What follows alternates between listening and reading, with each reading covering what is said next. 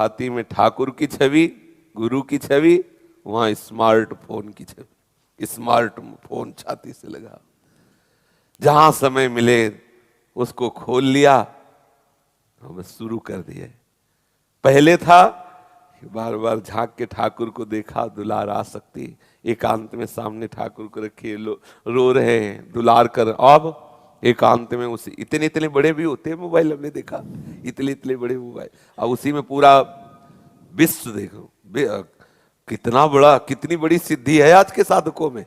तुरंत अमेरिका देखो लेवल, ध्यान लगाने की जरूरत नहीं, आगे सामने कैसे सिद्धि हो, कैसे भगवदाकार वृत्ति हो। सोचो, जहां मन ऐसे ही सब सात्विक वातावरण में हमें चंचल करता है, वहां संपूर्ण संसार का प्रतीक स्मार्ट मोबाइल हो और इंटरनेट का सहयोग हो, फिर वो भगवान की कैसे वृत्ति स्मृति अखंड रख सके। मुझे तो लगता है बड़ा असंभव सा है, क्योंकि इतना आकर्षण और सहज में हर विषय। अगर सावधान साधक नहीं है तो ये कलयुग की चाल मोबाइल है, बहुत जल्दी उसे भगवत विमुख कर देगा। जितनी भी असत वासनाएं बढ़ाने वाली वृत्तियां वो सब मिलेंगी। इसलिए साधक मोबाइल से सदप्रयोग करे। कोई भी वस्तु केवल दोष युक्त नहीं होती, उसमें गुण दोष दोनों होते हैं। उपासक वही संत हंस गुण गाहे पे परिहरि वारी विकार। अब जैसे मोबाइल से बाहर रहकर सत्संग भी सुनते हैं लोग, मोबाइल से गुरुजनों की इष्ट की छवि भी रखते हैं, मोबाइल से हम तत्काल किसी संत से बात कर सकते हैं, कहीं सूचना दे सकते हैं, कोई अपना प्रश्न हल कर सकते। बहुत सी ऐसी सुविधाएं, आप किसी समस्या में हैं तो वहां एक आप दूसरे को सूचना दे सकते हैं। तो आप अगर सद्गुण ग्रहण करें तो कोई पतन नहीं है, लेकिन प्रायः इतनी इंद्रियां बलवान हैं कि वो फिर फिसला देते हैं। कई ऐसे चैप्टर हैं इस समय वातावरण में जो हमारे परमार्थ के लिए बहुत हानिकारक है। साधक सावधान रहे। महापुरुषों का पहला तो सानिध्य नहीं मिल रहा, दूसरा हमारा आहार दूषित हो रहा, तीसरा संग दूषित हो रहा है। इन सब के कारण हमारा अखंड चिंतन नहीं चल पा रहा। देखो भला, अखंड चिंतन, जब अखंड चिंतन चलेगा ना तो किसी से बात करना अच्छा नहीं लगेगा। वो थोड़ी थोड़ी देर में कुन्न कुन्न बजता रहता है मोबाइल। जिनके पास मोबाइल होते ना वो बजता रहता, और ना भी हो तो अगर रख के आप थोड़ा पाठ भी करने गए हो तो पाठ के बाद आप अंतर्मुख होके ये नहीं देखेंगे कि मेरे मन में क्या चल रहा है, वो मैसेज किसका आया, वो फौरन भाग करके उसमें देखने का मन। बहुत सावधान रहा जाए। अब धीरे धीरे कलिकाल बढ़ता चला जा रहा है, क्योंकि जैसे जैसे कलिकाल की अवस्था बढ़ेगी वैसे वैसे दूषित भाव भी बढ़ेगा, वस्तु दूषित हो रही है। एक दिन मूंग की दाल बनाने के तो उसको जब धोया गया तो उसमें भी हरा हरा निकला। तो मूंग की दाल में भी मिलावट, हरा हरा उसमें रंग। किशमिश का भोग लगाने के लिए धोया गया तो उसमें भी हरा हरा रंग। अब बताओ, ऐसी चीजों में मिलावट, तो दूध घी आदि, तो अब कैसी शरीर की स्थिति होगी जब ऐसी मिलावट वाली वस्तुएं जाएंगी। तो मिलावट वाला चिंतन होगा, शुद्ध चिंतन कैसे हो। हमारा खान पान, हमारा संग, हमारा वास, ये सब धीरे धीरे दूषित होता जा रहा है। जब हम किसी संत को भजन करते देखते हैं या किसी भक्त को, तो हमारा भी हृदय कहता है भजन करें। और जब हम भोग विलासता की बातें देखेंगे तो हमारा भी मन कहेगा, क्योंकि जो हम देखते हैं, जो सुनते हैं, वही मनन होता है, वही आकांक्षा होती है।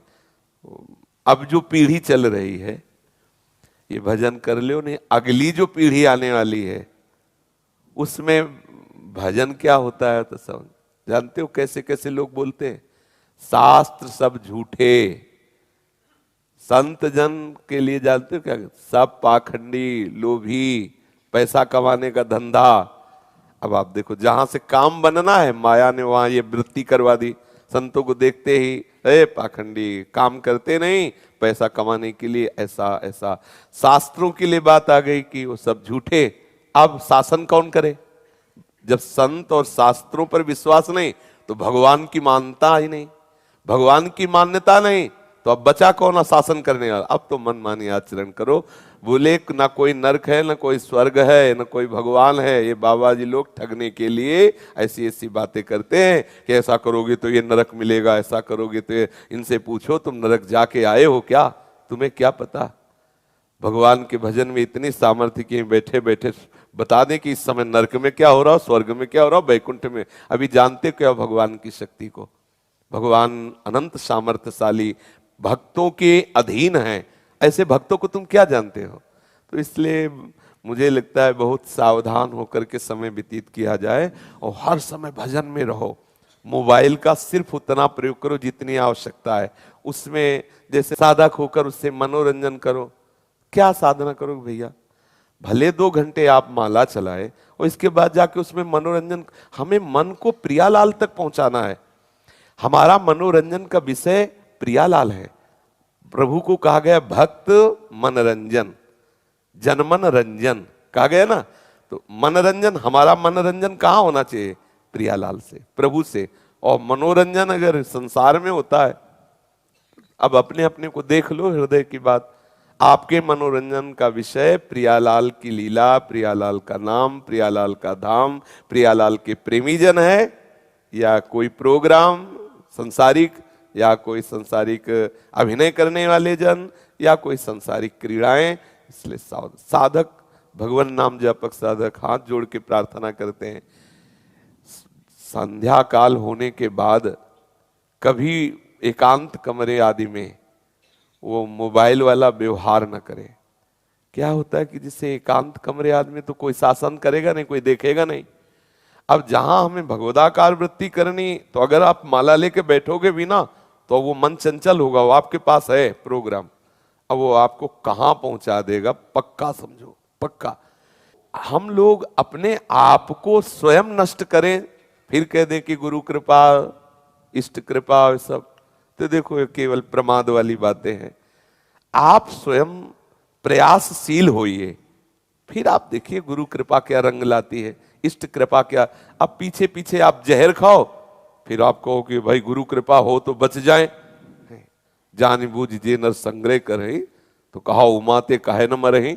जानबूझकर तुम गंदी बातें कर रहे हो, अपराध कर रहे हो, नष्ट हो। ये सबके लिए प्रार्थना है। ये देखो अपने घर के जैसे बैठ के बात करते हो, आप थोड़ी देर पाठ करते हो, थोड़ी देर भजन करते हो, और इसके बाद आप एकांत में क्या करते हो, उस पर आपकी नजर होनी चाहिए। आपका समाज, अब आप यहां उपद्रव करोगे तो डांट पाओगे, लेकिन कमरे में पर्दे के पीछे, ये बात, वहां हमारे ऊपर सीसी कैमरा लगा हुआ है, ये आप देखिए। आपका गुरु देख रहा है, आपका इष्ट आपको देख रहा है, क्योंकि आपकी बात उन्हीं से तो बननी है, हरिगुरु कृपा से तो बननी है। मांडव्य ऋषि ऐसे तपस्या कर रहे थे, तो कुछ चोर राजा के यहां से चुरा के भागे और उनके आश्रम में शरण ले ली, और उनको पता भी नहीं। राज कर्मचारियों को सूचना मिली, माल सहित जब्त, जो चोरी का माल था उसे जब्त किया, उन चोरों को पकड़ा और साथ में मांडव्य ऋषि को भी पकड़ा। मांडव्य ऋषि को अभी तक कुछ पता ही नहीं है। राज दरबार में सामने ले गए, राजा को जब पता चोरों का पक्का, इसके आश्रम में चोर सहित सब। अब अभी इतने तपस्या के उन्माद में कि उनको कुछ समझे में नहीं आ रहा कि हो क्या रहा है। राजा ने हुक्म कर दिया सूली पे चढ़ा दो। ये महाभारत की कथा है, भगवान व्यास देव जी, श्री कृष्ण द्वैपायन व्यास देव जी ने लिखा है। सूली गुदा द्वार से डाली जाती है, भाले जैसा होता है, ऊपर से उसे छोड़ दिया जाता है सीधे, और वो मल द्वार से ऐसे जितना घुस पाई, और उतने में वो तड़पता हुआ घंटा 2 घंटा, दिन 2 दिन, कितना भयंकर, मतलब दुखद मृत्यु होती है वो। बहुत सूली की सजा, गर्दन काट दे अच्छा, लेकिन सूली की सजा जैसे वो क्रूस वैसे नहीं, वो ये सब बड़ी कठिन सजा। अब वो तो महात्मा जब गुदाद्वार में सूली गई तब होश आया उनको, लगा के पद्मासन बैठ गए। वो तो सिद्ध योगी थे, पर उतने में ही बैठ गए पद्मासन लगा के। इतनी खुशी, सोई उनको चेतना हुई, सोई होश में पद्मासन में बैठ गए। अब जब दूसरे अपराधियों को मृत्यु दंड दिया जाता था, तब पहले वालों को उतारा जाता था। 2 दिन 3 दिन 4 दिन, अब राज दरबार में तो आते ही रहते थे ऐसे अपराधी। तो जब उतारने गए तो और तो सब मुर्दा टंगे थे, ये पद्मासन लगाए बैठे थे। वो जल्लाद लोग गए, बोले महाराज कोई ऋषि सूली पे बैठा। अब वो तो कांप गए, ऋषि का अपराध। तो ऋषि से अपराध से बचने के लिए आगे गाए, और फिर तपस्वी ब्राह्मण सब स्तोत्र करते हुए, तो देखते ही उनका आवेश कम हुआ। ये पद्धति है, ये भागवतिक पद्धति है। जैसे किसी महात्मा के प्रति अपराध बन गया हो तो आप ठाकुर साथ ले लो, उनके इष्ट ठाकुर, और उन्हीं का नाम जपते हो, राधा राधा राधा, फिर सामने जाओ उनके तो अपने आप शांत हो जाएंगे। आप देख लेना, मतलब ये आपको ऐसे ही हर महात्मा के इष्ट हैं, गौ तपस्वी वैष्णव जन सब, तो उनको देखते ही तो उन्होंने राजा से कहा मुझे तेरे से कोई नाराजगी अब नहीं है, तो मुझे सूली से निकलवा, मैं इस सृष्टि के विधान करने वाले यमराज से पूछता हूं कि मुझे तो पता ही नहीं था कि आश्रम में क्या हो रहा, मुझे क्यों दंड दिया गया सूली का। अब सूली निकाली जा रही थी ऐसे ऐसे, तो निकले ही ना, तो काट दी गई वहीं से, तो उनका नाम पड़ा अणिमांडव्य, अणि। सीधे वहां से अंतर ध्यान हुए, संयमनीपुरी पहुंचे, क्योंकि इसका हिसाब किताब दंड का विधान, पूरे त्रिभुवन के दंड का विधान भगवान यमराज के पास, जो धर्मात्माओं को धर्मराज रूप से दर्शन देते हैं, पापियों को भयंकर यम रूप से, और 12 भागवतों में वर्णन है। तो धर्मराज जी ने स्वागत किया मांडव ऋषि का, तो उनका स्वागत की जरूरत नहीं, हमारे प्रश्न का उत्तर दीजिए। इस केस में कहीं भी अगर मैं अपराधी हूं तो बताइए आप, कहीं भी, ना मुझे पता था कि चोर मेरे आश्रम में आए, ना मुझे कुछ, दंड क्यों, मुझे दंड क्यों। तब उन्होंने कहा कि इस अपराध में नहीं, लेकिन आपका अपराध है। तो जैसे अपने को टेलीविजन में नहीं दिखाई देता, इसे दिखवाया पीछे बैक करके, जैसे होता कि थोड़ा बैक कीजिए, तो उन्होंने उनको अपनी वो तो महाभागवत भगवत शक्ति से युक्त दिखाया। तो 8 वर्ष के तितली को लेकर के बंबूल के कांटे से उसके गुदा में बार बार ऐसे बच्चे जैसे खेलते हैं, और फिर ऐसे ही छोड़ दिया, तो वो ऐसे ही सूली चुभी रही। देख लो लीला ठाकुर की, अवश्य में भोक्तव्यम। इसीलिए शरणागत बहुत बड़ा महान भाग्यशाली होता है, क्योंकि शरणागत का पक्ष ठाकुर ले लेते हैं। ये तपस्वी हैं, और शरणागत के द्वारा अगर ऐसा कोई अपराध हुआ हो तो ठाकुर जी बहुत हिसाब से निकालते हैं। अगर वहां बंबूल का कांटा तो उसके पैर में चुभा के छोड़ देंगे, 1-2 दिन पकेगा, ठीक हो जाएगा, उसके गुदा में नहीं डाला जाएगा। पर अवश्य में भोक्तव्यम, थोड़ा चाहे हो लेकिन भोगना बहुत, इसीलिए तो डरना चाहिए कि कोई अपराध न बन जाए। अब उन्होंने कहा 8 वर्ष के बालक का कोई बुद्धि का निर्णय ठीक थोड़ी माना जाता है, वो तो बच्चा है। मैं आज से व्यवस्था करता हूं कि 14 वर्ष की अवस्था तक किए हुए अपराध का कोई उसे दंड न दिया जाए, और तुम्हें साफ देता हूं कि तुम ठीक निर्णय नहीं किए। एक बालक के किए अपराध को इस अवस्था में, जब मैं तपस्या में संलग्न हूं, मुझे दंड दिया, इसलिए तुम मृत्यु लोक जाओ तो तुम्हारा नशा हिरण हो, जाओ 100 वर्ष तक के लिए तुम्हें मृत्यु लोक में रहना होगा। तो वही दासी पुत्र विदुर जी के रूप में सीधे धर्मराज जी के अंश से युधिष्ठिर, और सीधे धर्मराज जी विदुर जी के रूप में आए, और ये स्थापना। तो एकांतिक विषय को परमात्मा देख रहा है। वो तो दिखाया कि इतना सम्मान भजन मंत्रवेत्ताओं का होता है कि सृष्टि के सिस्टम को बदल देने की सामर्थ्य होती है। हाई कमान पे अपना नियम लागू कर दिया, तपस्या का प्रभाव, लेकिन कर्म का प्रभाव उनकी भी गुदा में सूली आज भी है। ये नहीं कि नहीं है, महाभारत में लिखा है अणि, अणि अब भी है उनके। पर वो महान तपस्वी, तो जैसे भगवान शिव के गले में हलाहल भी साज भी है, तो उनका क्या बिगाड़ पा रहा, ऐसे उनका कुछ। तो आप जो एकांत में अपराध करेंगे, तो बिना किसी अपराध के उस क्रिया में जिसमें आप फंसे हो, कहीं भी आप नहीं हो, जैसे इसमें मांडव्य ऋषि नहीं थे, लेकिन पूर्व अपराध आपको फंसा के सजा देगा। उस अपराध में भले आप ना हो, लेकिन पूर्व गुप्त अपराध समाज में किसी अन्य रूप से प्रकट होकर आपका नाश कर देगा। इसलिए उपासक को डरना चाहिए।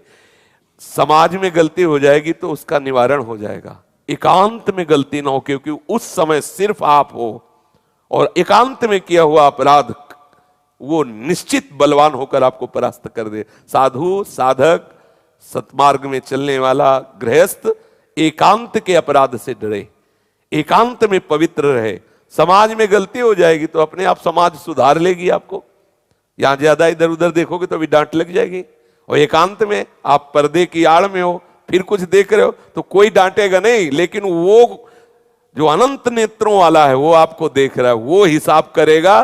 तब आप कहोगे कि मैं गंगा कसम खा के कहता हूं, जमुना कसम खा के कहता हूं, मैंने ये नहीं किया। बात पक्की, ये नहीं किया, लेकिन वो किया जो कोई नहीं जानता, उसका परिणाम भोगो। इसलिए सावधान रहना चाहिए।